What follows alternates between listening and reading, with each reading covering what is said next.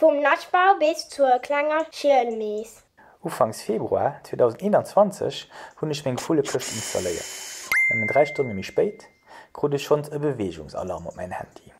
Auf dem Foto seht ihr 2 volle Patten und einen gelben Bauch mit einer schwarzen Krawatte. Und effektiv, kurz danach ist ein Koppel Schirlmees gekommen. Und am Februar hatte ich 2-3 Mal die Woche einen kurzen Besuch an meinem Fohlenhäuschen. Ein Schirlmees erkennt ihr gut. Sie hat eine schwarze Kappe mit weißen Backen und eine schwarze Krawatte um gelben Bauch. Ihre Rücken ist grün und die Flieleke lichtblau. Auf Deutsch heißt sie Kohlmeise. Das geht nicht von Kabels, sondern von Kohle, weil sie hat eine Kappe so schwarz wie Kohl. Auf Lützeburg heißt sie Schirlmees, weil in schwarze Kappe hier schwarz Arm nicht gesagt. Und die Leute so früher gemeint tun, sie wie Schirl, also gibt nichts gesehen. Letztes Jahr hatten wir ein Koppel Blumeese mit ihren 7 Klängen an unserem Fohlenhäuschen. Blumees ähnelt der Schirlmees, aber sie ist nicht schwarz, mit blau auf dem Kopf. Auch ihre Schwanz und Flieleke sind schön blau. Da hier den Namen Blumees. Sie hat keine schwarze Krawatte im gelben Bauch, sie hat aber auch einen geringen Rücken. Hier habe ich die 2 Meesen neben den für sie so besser vergleichen zu können. Blumees mit blauem Kopf und Schirlmees mit schwarzem Kopf und Krawatte. Wie bei allen Meesen ist auch bei der Schirlmees den Unterschied zwischen Weibchen und Männchen nicht ganz einfach zu erkennen. Wenn ihr ein Koppel Schirlmeese seht, dann erkennt ihr den Menschen daran, dass sie mehr eine breite und dichte Krawatte hat. Hier ist der Männchen also links und die Weibchen rechts.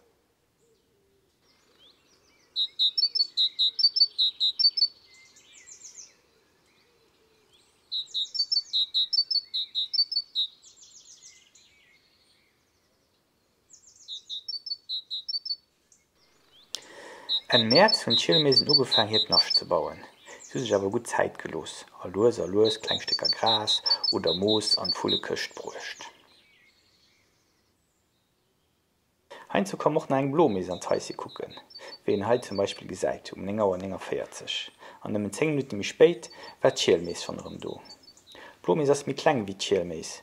Somit, wenn sie gegen im Schulenhäuser streiten, hat die Schirlmees die beste Chance für zu gewinnen. Am März und April ist der Naschbau nicht mehr ganz los weitergegangen. Mit dem 29. Mai ist es noch einmal ganz schnell gegangen und innerhalb von einem 3 Tagen war die Nacht fertig. An der 4. Tag morgens habe ich dann das erste Ei am Nacht entdeckt. Die Schirlmees legt normalerweise 8 bis 12 Eier, aber breit sie dann ungefähr 2 Wochen aus. Dann gehen die Klänge dann 3 Wochen am Nacht gefüttert. Am Juli verlassen die Klänge dann hoffentlich gesund am munter hier die Nacht, für die Welt zu entdecken. Normalerweise legt die Schirlmees 1 Ei pro Tag. So war dann noch den 2. Juni der 2. Ei am Nacht. Weil die ersten Eier bis gelöscht waren, hat das Weibchen noch angefangen, Nacht am Nacht zu verbringen, dort zu schlafen und auf seine Eier aufzupassen. Für dass die Klänge eine gleich große Überlebenschance haben, ist die Schirlmees daran interessiert, dass die Klänge ziemlich schnell bei ihnen aus den Eier klammen. Dafür hat das Weibchen noch nicht mit Brehen angefangen. Man stellt sich also nicht über 10 Eier. Somit verhindert hat, dass die eine Minimaltemperatur von 25 Grad erreichen, die sie brauchen, für sich zu entwickeln. Und so geht das dann all Tag weiter.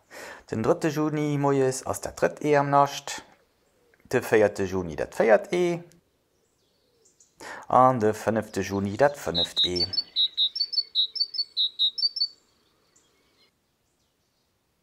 Von da an verbringt das Weibchen auch als Zeit tagsüber am Nacht. An den Menschen bringt ihr dann noch eins zu etwas zu essen lernst. Schirlmeese fressen Kerne an Nüsse, Spannen an Insekten, Larven an Würm. Sie wiegt ungefähr 20 Gramm und geht am Durchschnitt 5 Jahre alt. Am Nacht ist auch ein kleiner Lut, der am Dach liegt, für das ihn vieles gut beobachten kann. Wenn es draußen aber dichter wird, an der Zeit ist für zu schlafen, da geht die Lut am Nacht auch automatisch aus. Ab dem 6. Ei hat das Weibchen den größten Teil vom Tag am Nacht verbracht, und so hat man mit Brehen angefangen. Der 7. Juni kommt dann das 7. Ei, und den 8. Juni das 8. und letzte Ei. Von lo an ass dem Weibchen seg Hauptaufgabe fir d'Eier ëmmer schön warm zu halten und auszubringen. Se verlässt nëmme ganz kurz Nascht an de Menschen bringt hier zu fressen.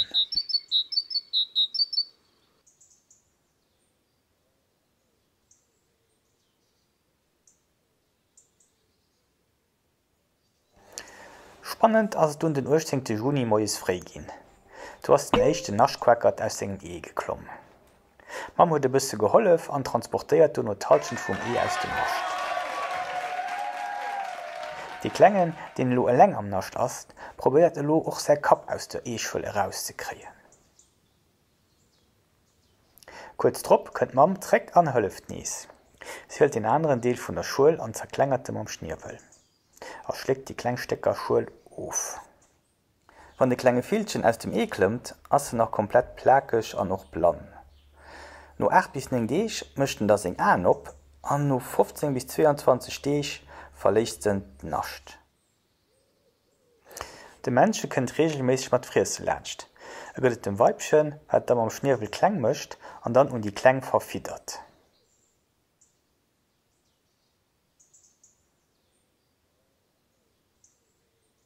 Nëmmen 2 Stonnen, nodems den éichten Naschquackert op d'Welt kom ass, ass da noch die zweet kleng Schielmees aus segem Ee geschlüpft.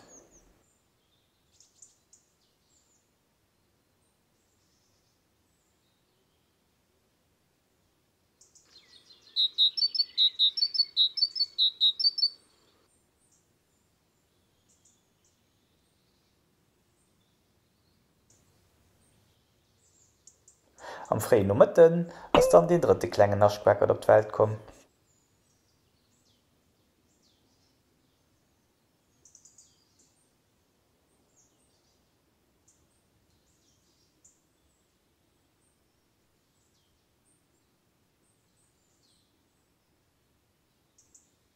Fir d'Älteren fängt de lo enger Middenzäit un, weil se mussssen lo Diesner beibringen, fir die viele hungere Schmeiler ze stopfen.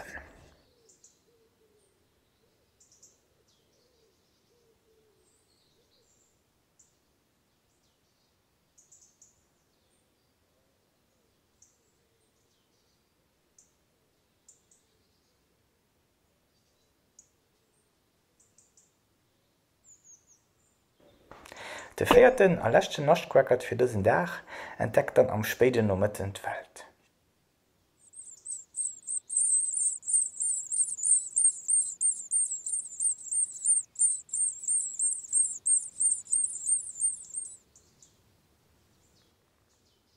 Den 19. Juni moies kënnt dann de 5. Naschquackert op d'Welt.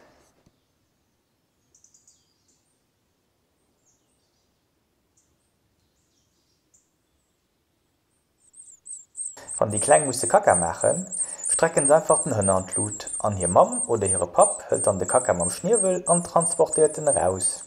So bleibt Nascht ëmmer schei proper.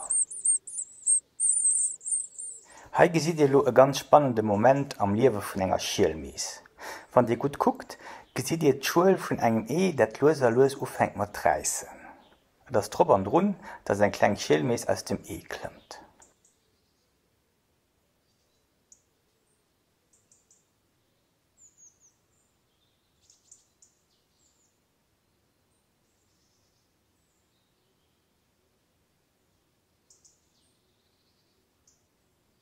Fir dem Klänge ze hëllefen, kënnt Orlo d'Mama bei. Mam zerklengert die komplett Schwuel mat hirem Schnierwëll a schlägt ze of.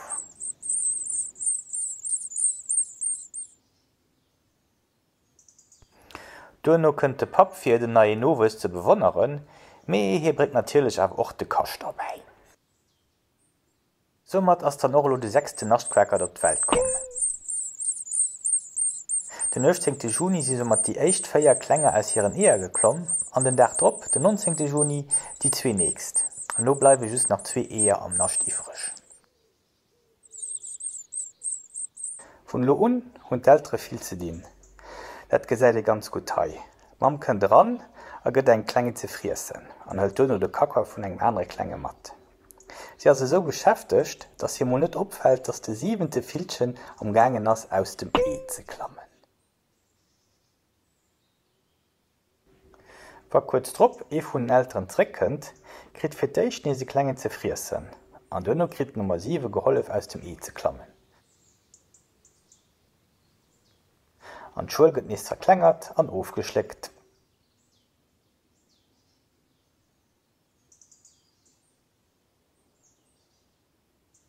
Den Dach drop, also am ganzen 3 Wochen, no deems d'Schielmees het éicht E an d'Nacht geluecht huet, klëmmt an no de lächte klenge Filchen aus dem E. Me gesinn et leider net gut, me gesi just Mam de no d'Schuel zerklengeren an ofschlecken. Sommer das Lot Famill komplett. Den neigeborene Nachtquackert erkennen mir kurz du no ganz gut rëm. Wellen ass nach ganz rot, annen ass och die klengsten.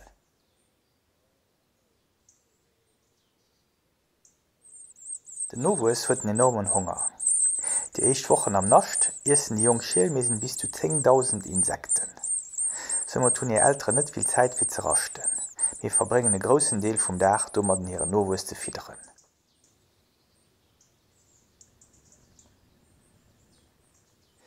Die kleinen Schälmeesen wursten enorm schnell. Anders spannend sie zu beobachten, weil von Dach zu Dach gesäiden, wie sie sich weiterentwickeln am groß gehen.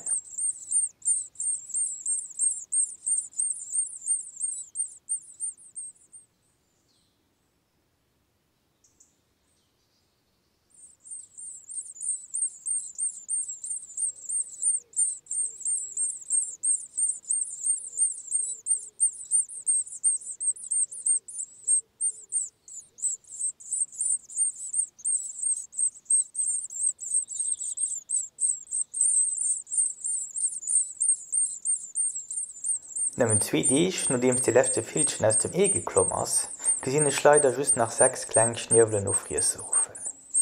Net all die kleng Vilecher evaluieren Di eich Deeg. Verschiedener kommen krank op Welt oder sinn ze schwaach fir ze evaluieren. Dat ass ganz normal a gehéiert zur Natur.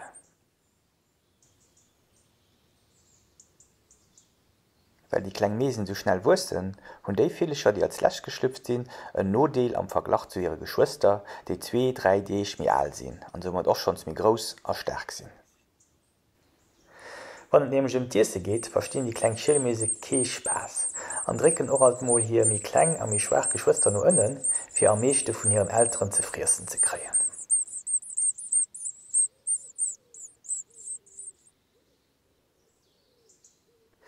Ab dem 25. Juni gesinn ich just nach 5 kleng Schälmeesen am Nascht. Mat grosser Wahrscheinlichkeit sind dat déi 5 echt, die kurz han Neen aus ihren Eier geklomme sinn.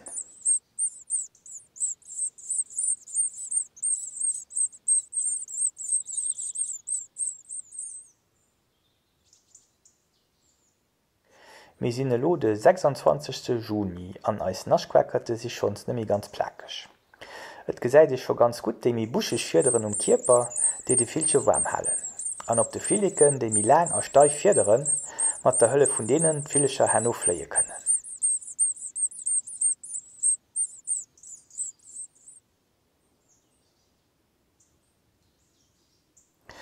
Hei fliedel grad de Menschen, déi mi duch seg Breet schwarz Krawatter kennen aus dem Häuschen.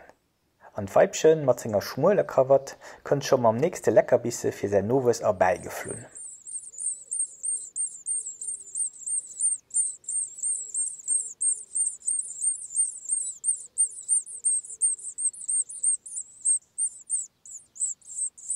De Kaf das Meechchens relativ gross, so mat gëtten of de Pummel an den Hals gestach anderem rausgezun. Wie sicher stalt ass das Frisse gut positionéiert ass an den Naschquacker de doch gut ofschlecke kann.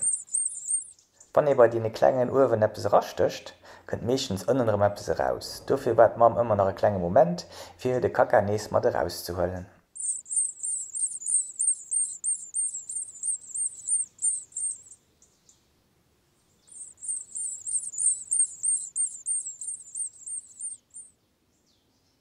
Heike sei den lo wie d'Mamme riesesche Peiperlik un vun de Naschquackerte verfidert. Am Ufang säit auss wie wann viel ze gros wär fir de klenge Filchen. Méi schlussendlech Kriterien awer aufgeschleckt.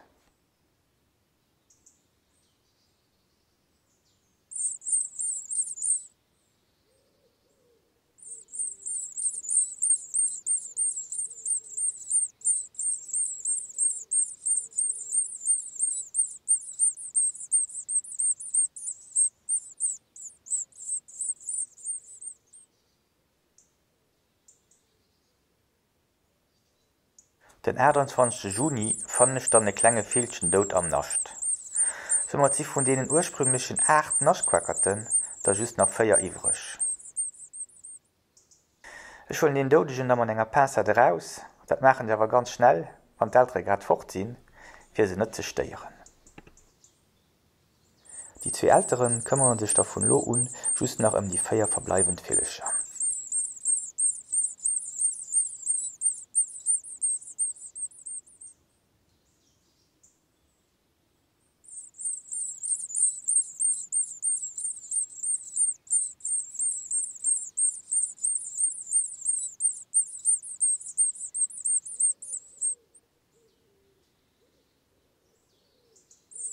Den 21. Juni si leider just nach 3 kleng Naschquackerten Liewen. Se schenne voller Form ze sinn, an ech si ganz zuversichtlich, dats des 3 Lächt dann an 1-2 Wochen nascht verlose werden.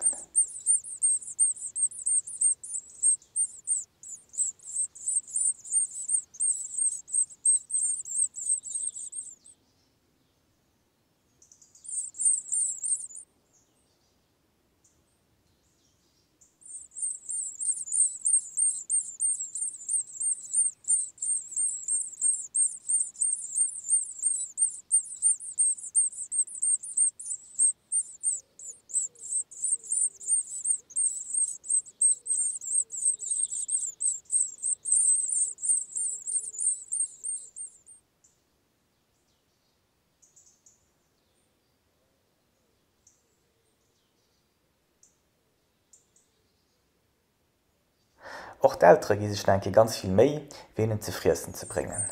A wann den een rausfliet, ass den andere schon do mat neiem Friessen.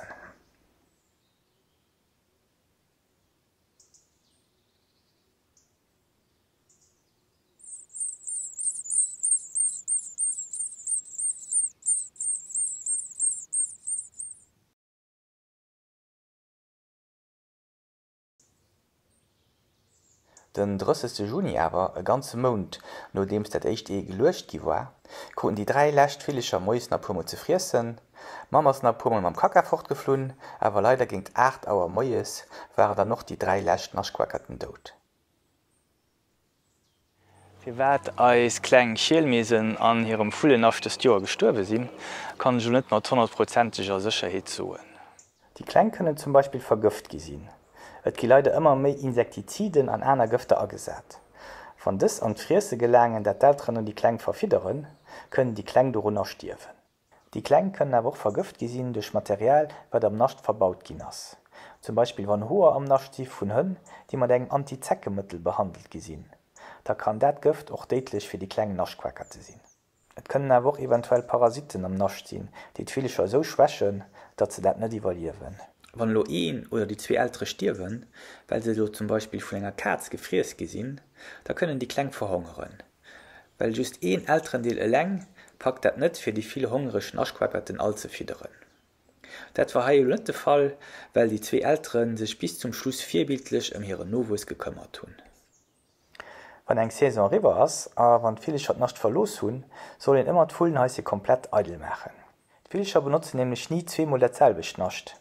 Erbauen an eng Fullenheise just eventuell en zweet Nascht iwwer dat Dicht. An dem Fall Hai, wo die kleng Villecher gestorwe sinn, ass es awer besonders wichtig, Nascht eidel zu machen, fir die doudech Villecher an awer och dat komplett Nascht herauszuholen. So ass d'Fullenhäuschen is eidel, proper a prett, fir dats eng nei Koppel die nächst Saison hai kann anzeien. Hoffentlich vun ech, an awer och még Lokatären, nächst Joer méi Chance. An die kleng Naschquackerten schaffen et bis zum Schluss, so wie 2020, wo 7 erdeg kleng Blomeesen méi Fullenhäuschen en méi verlos hunn.